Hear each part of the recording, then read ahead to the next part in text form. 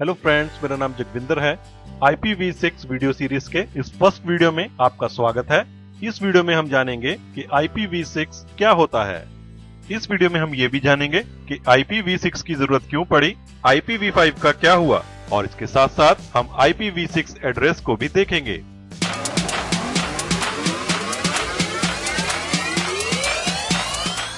IPv6 जो कि short form है इंटरनेट प्रोटोकॉल वर्जन 6 का।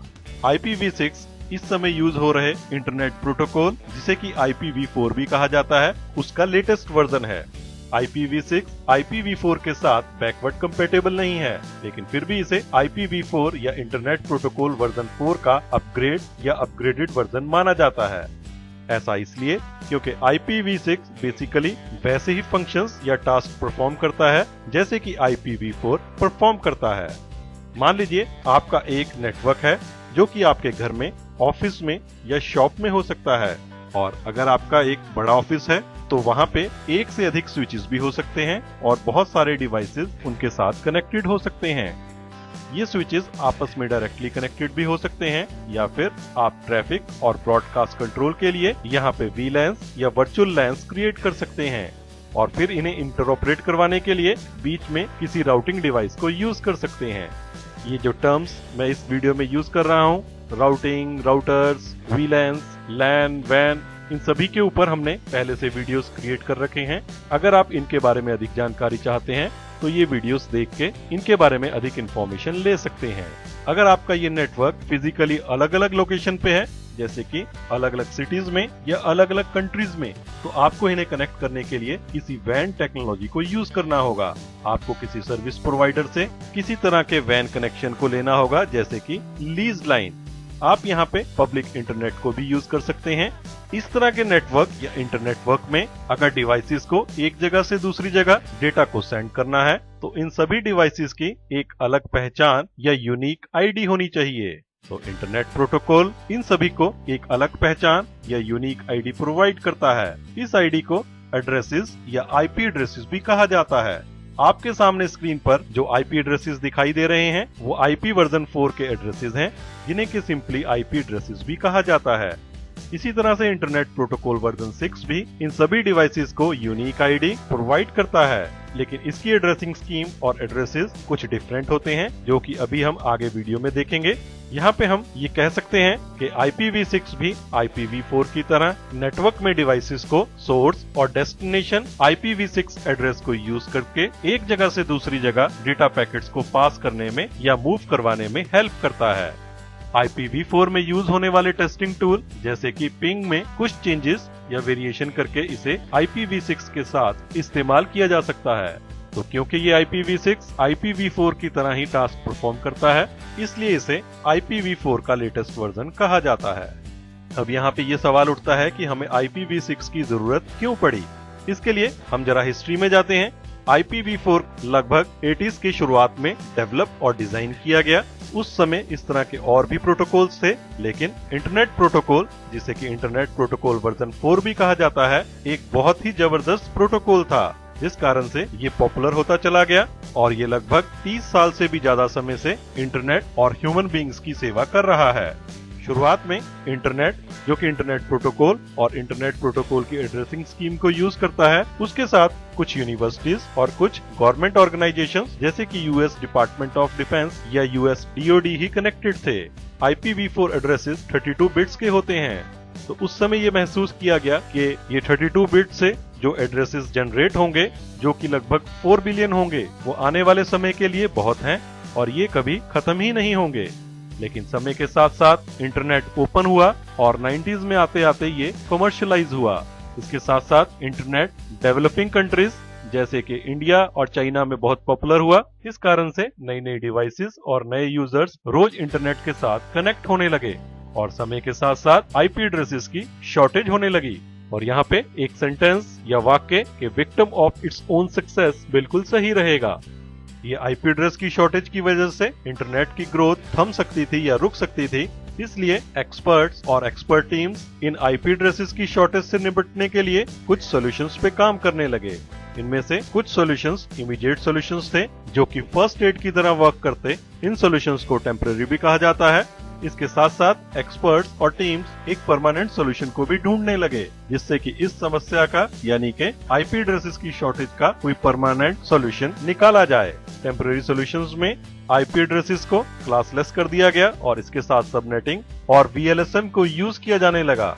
इसके साथ साथ एक बहुत ही बढ़िया टेक्निक नेटवर्क एड्रेस ट्रांसलेशन और पोर्ट एड्रेस ट्रांसलेशन को यूज किया जाने लगा, जिससे कि एक पब्लिक आईपी एड्रेस को यूज करके आप बहुत सारे प्राइवेट आईपी एड्रेसेस को इंटरनेट की कनेक्टिविटी प्रोवाइड कर सकते हैं। इन सभी के ऊपर पहले से वीडियोस अपलोडेड हैं, अगर आप चाहें तो इन्हें देख के इनके बारे में जानकारी ले सकते हैं। इन्हीं इमीडिएट या टेम्परेरी सॉल्यूशंस की वजह से हम आज तक आईपी एड्रेसेस की शॉर्टेज के बावजूद इंटरनेट से कनेक्ट होते हैं और अपनी डिवाइसेस पे इंटरनेट को यूज कर पाते हैं। लेकिन फिर भी इस समस्या का एक परमानेंट सॉल्यूशन भी चाहिए, जिसके लिए IPv6 को डिजाइन किया गया। तो IPv6 एक परमानेंट सॉल्यूशन है, जिसे इम्प्लीमेंट करने के बाद आईपी एड्रेसेस की समस्या हमेशा हमेशा के लिए खत्म हो जाएगी।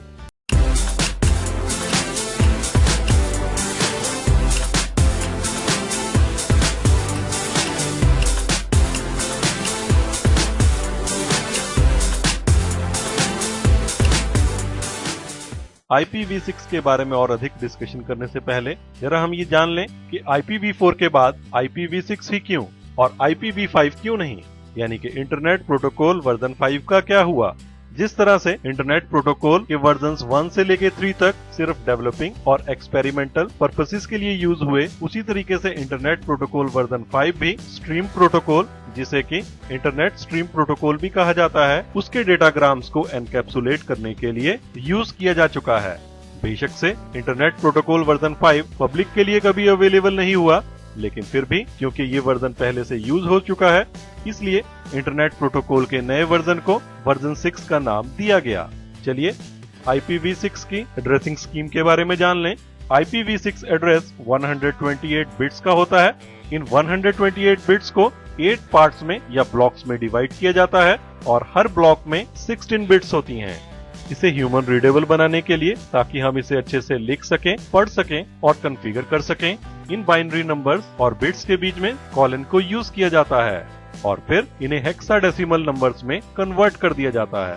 इन ब्लॉक्स को हेक्साडेसिमल में कन्वर्ट करने के बाद जो IPv6 एड्रेस आपको दिखाई देगा वो कुछ इस तरह का होगा, जैसा कि आपको आपके स्क्रीन के ऊपर दिखाई दे रहा है। कुछ और रूल्स को फॉलो करते हुए इस एड्रेस को और भी शॉर्ट फॉर्म में लिखा जा सकता है, कुछ इस तरीके से जैसा कि आपको स्क्रीन पे दिखाई दे रहा है। ये बाइनरी टू हेक्साडेसिमल कन्वर्जन कैसे होती है और ये कौन से रूल्स हैं जिन्हें फॉलो करके हम इस एड्रेस को इस तरीके से शॉर्ट फॉर्म में लिख सकते हैं, इसके बारे में मैं एक वीडियो क्रिएट करने वाला हूं, जिसे देखकर आप इसके बारे में और अधिक जानकारी ले पाएंगे। अभी के लिए आप ये समझिए ये 128 बिट्स का होता है और इसे हेक्साडेसिमल में कन्वर्ट करने के बाद ये स्क्रीन पर दिए हुए एड्रेस की तरह दिखाई देता है। IPv6 128 बिट्स का बना होता है, तो इससे हमें approximately 3.4 × 10 raised to the power 38 इतने सारे एड्रेसेस मिलते हैं। अगर हम इन्हें बोलने की कोशिश करें तो यहाँ पे 340 ट्रिलियन एड्रेसेस आपको मिलेंगे। ये इतने एड्रेसेस हैं कि अगर दुनिया में हर आदमी हजारों डिवाइसेस को भी इंटरनेट के साथ कनेक्ट करे, तब भी ये एड्रेसेस खत्म नहीं होंगे। जैसा कि हमने वीडियो के शुरुआत में डिस्कस किया था कि IPv6 IPv4 के साथ बैकवर्ड कंपैटिबल नहीं है, तो इसलिए IPv6 IPv4 के साथ डायरेक्टली इंटरऑपरेट नहीं करता। अगर आप IPv6 नेटवर्क क्रिएट करना चाहते हैं तो ये एक इंडिपेंडेंट नेटवर्क होता है, जिसे कि आप अपने एनवायरनमेंट में पैरेलली IPv4 के साथ क्रिएट कर सकते हैं। आपको अगर इन दोनों नेटवर्क्स के बीच में कनेक्टिविटी एस्टेब्लिश करनी है तो आपको किसी ट्रांसलेटर गेटवे या टनलिंग टेक्निक को यूज करना होगा। एक पॉपुलर ट्रांसलेटर टेक्निक या ट्रांजिशन मैकेनिज्म है NAT64। इसी तरह से कुछ टनलिंग प्रोटोकॉल्स को यूज करके, जैसे कि 6-to-4 tunnelling protocol, 6-in-4 tunnelling protocol या फिर टेरेडो को इस्तेमाल करके आप IPv6 और IPv4 को आपस में इंटरऑपरेट करवा सकते हैं। IPv6 के अगले वीडियोस में हम IPv6 के बेनिफिट्स और एडवांटेजेस के बारे में भी जानेंगे। Question time. चलिए आप मुझे एक क्वेश्चन का आंसर दीजिए। आप मुझे बताइए कि IPv6 एड्रेस कितने बिट्स का होता है। आपकी ऑप्शंस हैं A 32 बिट्स, B 128 बिट्स या फिर C 340 बिट्स। आप इस क्वेश्चन का आंसर नीचे कमेंट्स में जरूर टाइप करें। अगर आपको वीडियो पसंद आया है तो आप लाइक बटन को प्रेस करना ना भूलें। नए और लेटेस्ट वीडियोस की इन्फॉर्मेशन अपने मेल बॉक्स में पाने के लिए चैनल पे सब्सक्राइब करें। तो इस वीडियो में हमने IPv6 या इंटरनेट प्रोटोकॉल वर्जन 6 के बारे में जानकारी ली। इस वीडियो सीरीज के अगले वीडियोस में हम IPv6 के बारे में डिटेल में जानकारी लेंगे।